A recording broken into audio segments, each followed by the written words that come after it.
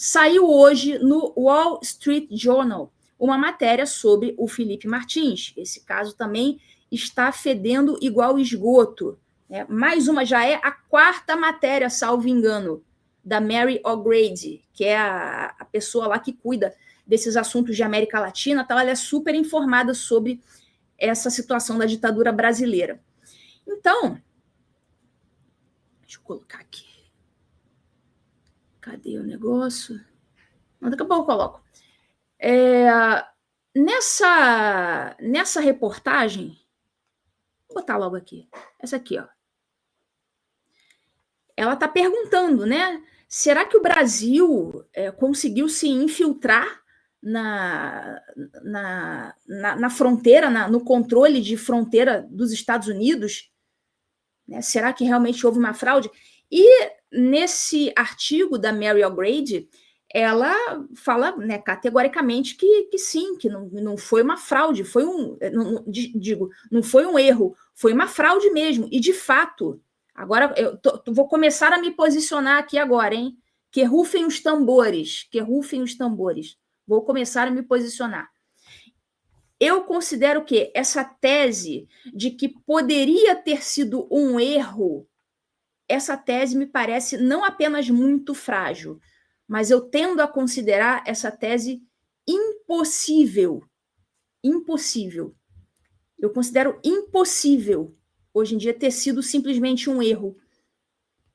Eu tenho certeza, sim, ou, sei lá, 99,999999% de certeza de que foi fraude.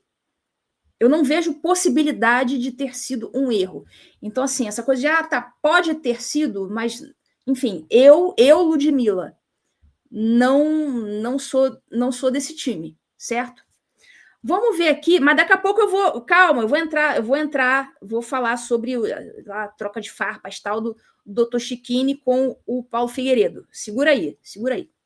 Enfim, vamos ler juntos aqui a matéria da Mary O'Grady, que até a Bárbara do Te Atualizei já traduziu, então já tem aqui tudo traduzidinho. Não precisei nem ter o trabalho, já peguei da Bárbara. Obrigada, Bárbara. Lulei a Bárbara. Vamos ler a matéria. O ministro Alexandre de Moraes, do STF, um ferrenho opositor de Jair Bolsonaro e sua equipe, pôde usar, nas palavras do CBP, o registro equivocado para justificar o encarceramento de meses do senhor Martins.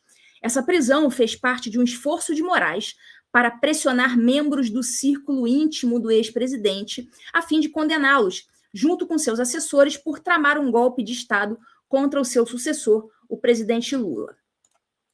Alguém dentro do CBP ou do Departamento de Segurança Interna dos Estados Unidos que supervisiona a agência merece crédito extra por expor esta farsa. O CBP diz que a investigação continua, e isso é bom, porque o trabalho ainda não acabou. Está dizendo aí, o CBP está dizendo que a investigação continua.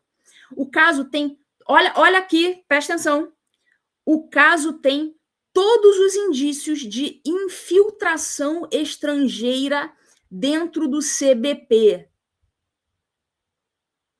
Infiltração estrangeira. Ou seja, não é erro, é fraude, é crime, efetivamente, né?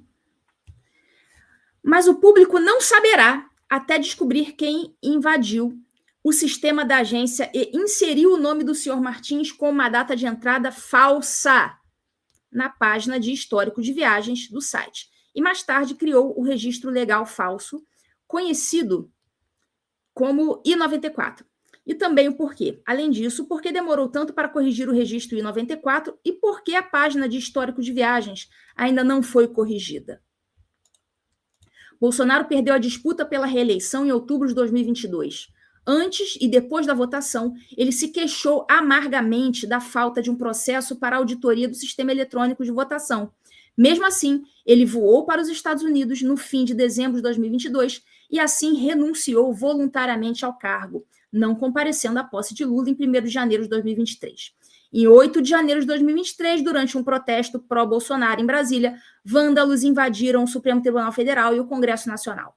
Era um domingo, os prédios estavam vazios. Ainda assim, o ministro Moraes usou a invasão para acusar Bolsonaro de estar por trás de uma tentativa de derrubar Lula. Para construir seu caso, o ministro tentou transformar aliados de Bolsonaro em delatores. A maioria permaneceu leal. Recompensas provavelmente não funcionariam, mas o CBP entregou ao ministro uma arma. Em 8 de fevereiro de 2024, Felipe Martins foi detido no Brasil. Nenhuma acusação havia sido formalizada. Para mantê-lo preso, Moraes apontou para o nome de Martins na página do histórico de viagens do CBP, que indicava uma entrada em Orlando, Flórida, em 30 de dezembro de 2022. Ele afirmou que, como não havia registro oficial da saída de Martins do Brasil, como exige a lei, isso provava que ele representava risco de fuga. Martins afirma que Moraes precisava de uma justificativa para mantê-lo preso, a fim de coagi-lo a confessar sobre o suposto complô de Bolsonaro. Segundo ele, foi mantido em confinamento solitário, em uma cela sem janelas nem luz, por 10 dias, de 23 de fevereiro a 4 de março. Ele foi libertado para prisão domiciliar após 183 dias e desde então está sob ordem de silêncio imposta pela Justiça. Foi indiciado em 22 de abril de 2025, acusado de participação no suposto golpe. A página de histórico de viagens não é um documento legal. Por isso, em abril de 2024, a advogada de Martins, na Flórida, Ana Bárbara Schaffer, entrou em contato com o CBP, pedindo uma cópia do formulário I-94, que é emitido a todo estrangeiro não residente ao entrar nos Estados Unidos. Um funcionário do CBP, em Orlando, respondeu por e-mail que não havia nenhum I-94 para Martins em dezembro de 2022. Um mês depois, um I-94 apareceu repentinamente. Era obviamente falso. O primeiro nome estava escrito incorretamente. O passaporte usado havia sido cancelado em 2021 e o tipo de visto estava errado. A advogada Schaffer contestou novamente o CBP em Orlando e apresentou documentos comprovando o erro, incluindo o e-mail original de Orlando informando que não havia I-94 para dezembro de 2022. Agora, concluindo aqui, o CBP tentou encobrir o caso, corrigiu o erro de grafia, o número do passaporte e o tipo de visto. A advogada afirma que todas as tentativas posteriores de resolver o problema resultaram em enrolação. Os advogados de Felipe Martins processaram o governo federal norte-americano, pedindo acesso aos registros do CBP que mostrariam quem inseriu o nome de Martins na página de histórico de viagens e quem criou o I-94 fraudulento. O CBP entregou os registros, mas ocultou os nomes dos funcionários envolvidos e as datas das inserções. O caso está na fase de descoberta de provas, o discovery. Enquanto isso, os americanos têm razão em perguntar o que o CBP está tentando esconder.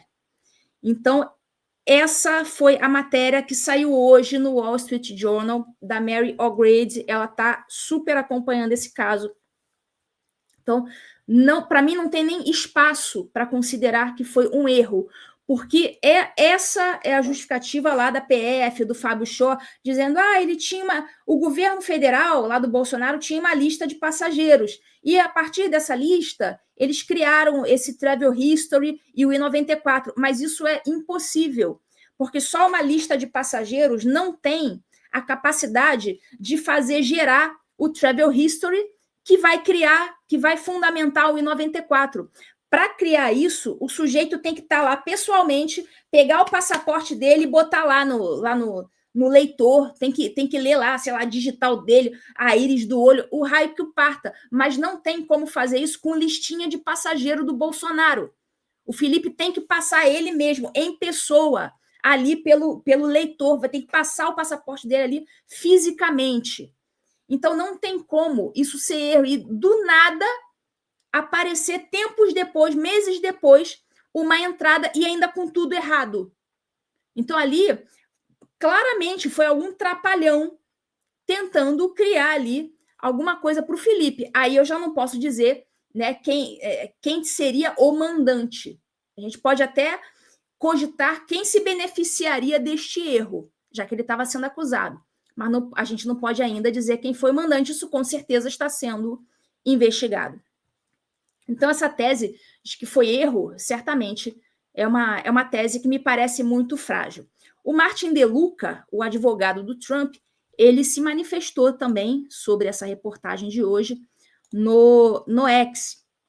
Ele fala lá, olha, o Wall Street Journal relata que o brasileiro Alexandre de Moraes usou um registro falso da alfândega e proteção de fronteiras dos Estados Unidos para justificar a prisão de um oponente político, o assessor de Jair Bolsonaro, Felipe Martins, a fim de pressioná-lo a cooperar contra Bolsonaro. O CBP finalmente conseguiu confirmar que o registro era falso, mas por mais de um ano, Moraes confiou nele para manter Martins preso, grande parte dele em confinamento solitário e um total de 183 dias detido sem acusações com base em uma entrada falsificada em um banco de dados federal dos Estados Unidos. Isso levanta uma questão assustadora. Como um regime estrangeiro, olha a palavra que ele usa, regime estrangeiro, ele está chamando o Brasil de regime e ele tem toda a razão. Como um regime estrangeiro plantou ou explorou dados falsificados dentro de um banco de dados do CBP para promover um processo político no exterior. Você vê que eles já estão cogitando realmente a infiltração estrangeira, no caso, a infiltração de um brasileiro no sistema norte-americano. Isso aí é algo, assim, é absurdamente grave, assim, mas absurdamente grave. Se você chegou até aqui, é um bom sinal. Para assistir os vídeos completos, acesse nosso site ou baixe nosso aplicativo totalmente grátis.